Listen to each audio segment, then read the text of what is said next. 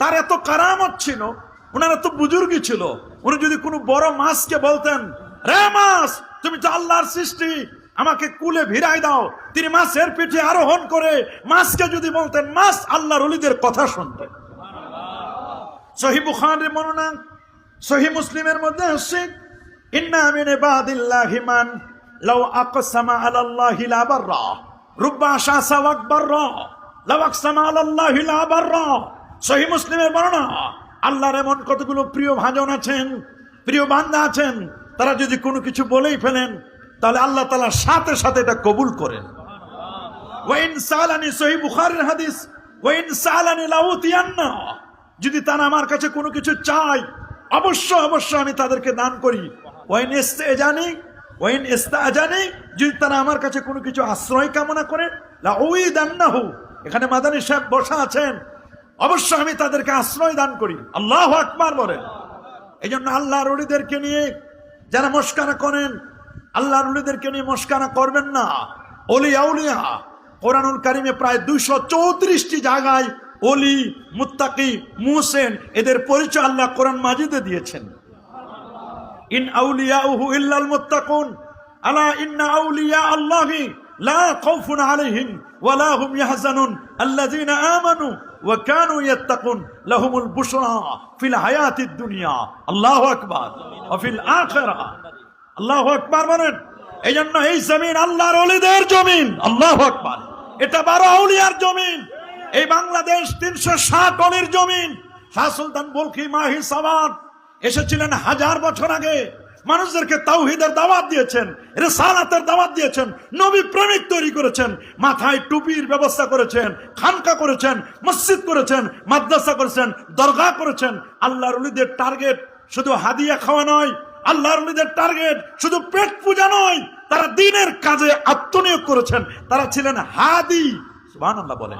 কারবালায় যারা শাহাদাত বরণ করেছেন তাদের স্মৃতিচারণে এবং একজন আল্লাহর ওলির বার্ষিক ফাতিহা শরীফ অনুষ্ঠানে শত শত মায়ের সন্তানদেরকে এখানে আসার ও বসার সুযোগটুকু এনায়েত করলেন।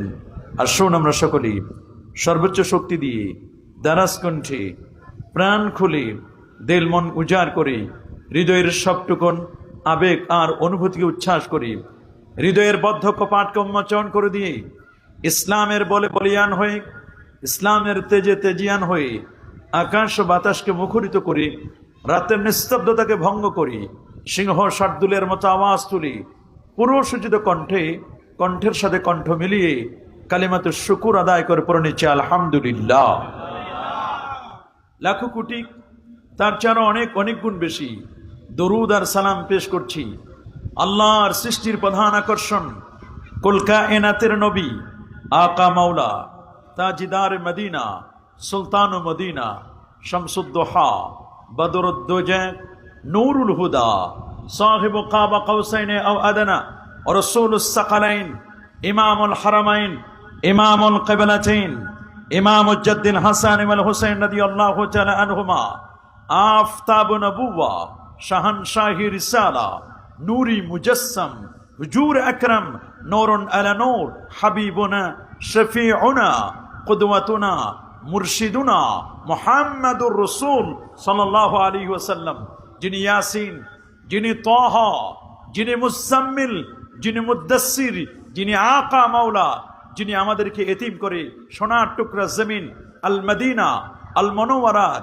সেই রওজা মুবারাকার মধ্যে শায়িত আছেন, যেই রওজা মুবারাকার ব্যাপারে আল্লামা ইমাম ইবনু আবেদিন আশ-শামী রহমাতুল্লাহি আলাইহি তার হাশিয়াতু ইবনে আবেদিনের মধ্যে এবং আল্লামা ইবনু নুজাইম হানাফি আল মিসরি তিনি তার আল বাহরুর রায়েক কিতাবের মধ্যে স্পষ্ট করে বলে দিয়েছেন, 700 আলেমের দ্বারা লিখিত কিতাব ফাতোয়া আলমগীরিতেও আসছে যে ওয়ালামু, তোমরা জেনে রাখো, এই পৃথিবীর মধ্যে ইভেন আল্লাহর ঘর খানায় কাবা, ইভেন আল্লাহ পাকের আরশে আজিমের চেয়েও একটি জায়গার মর্যাদা বেশি, সেটি হচ্ছে আমার নবীর রওজা মুবারক।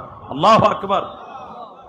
ওয়ালামু আন্না রাউদাতান নবী সাল্লাল্লাহু আলাইহি ওয়াসাল্লাম ওয়া আফদালু মিনাল কাবাতিল মুশাররাফা ওয়া ক্বালা আস-সুবুকি রাহিমাহুল বারি হাত্তা মিনাল আরশিল মুআল্লা আরশে মুআল্লার চেয়েও দামি আমার নবীজির রওজা থারার মর্যাদা। আল্লাহু আকবার।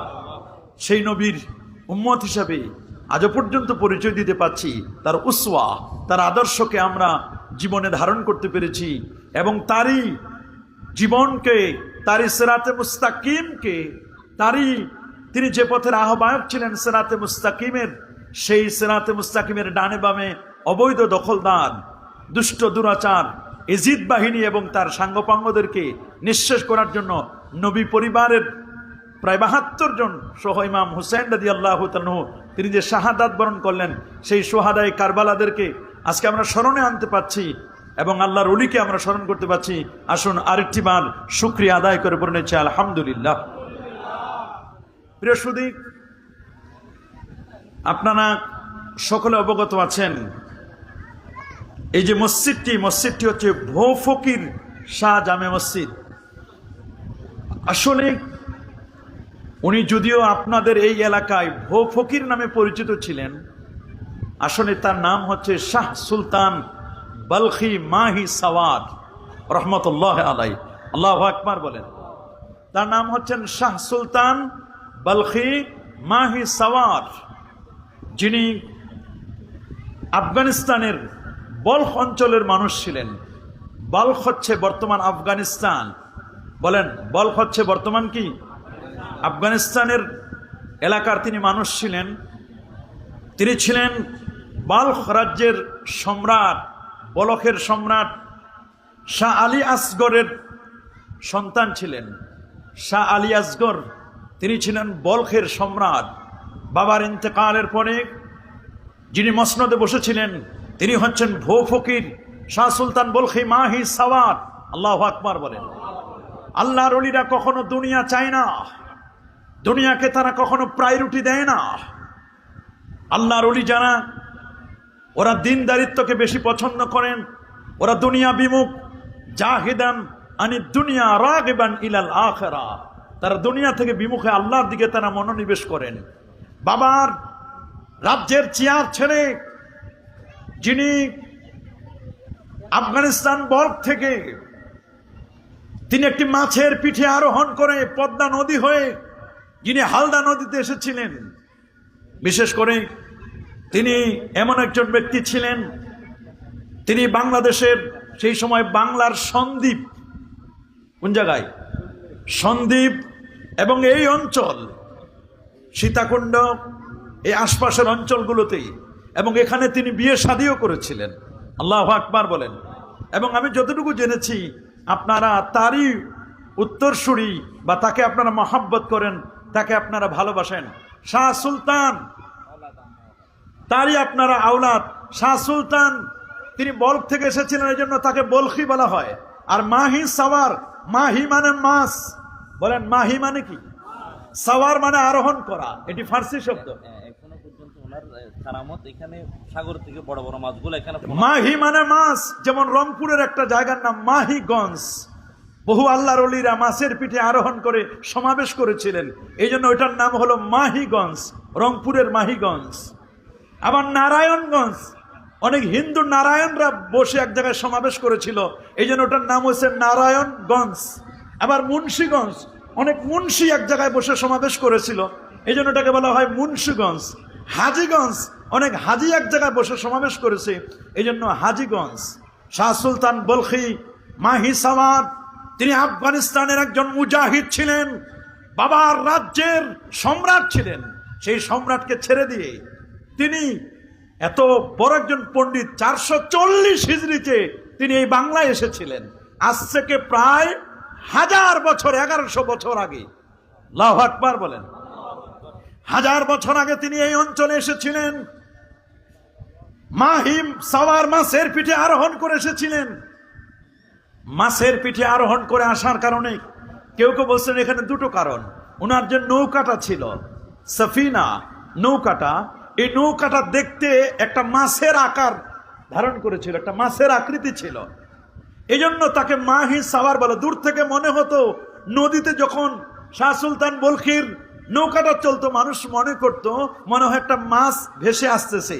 পরে যখন কাছে আসতো তখন মনে হতো যে এটা আসলে এটা মাছ নয়, এটা মূলত একটা নৌকা। আবার কেউ কেউ বলেছেন এমন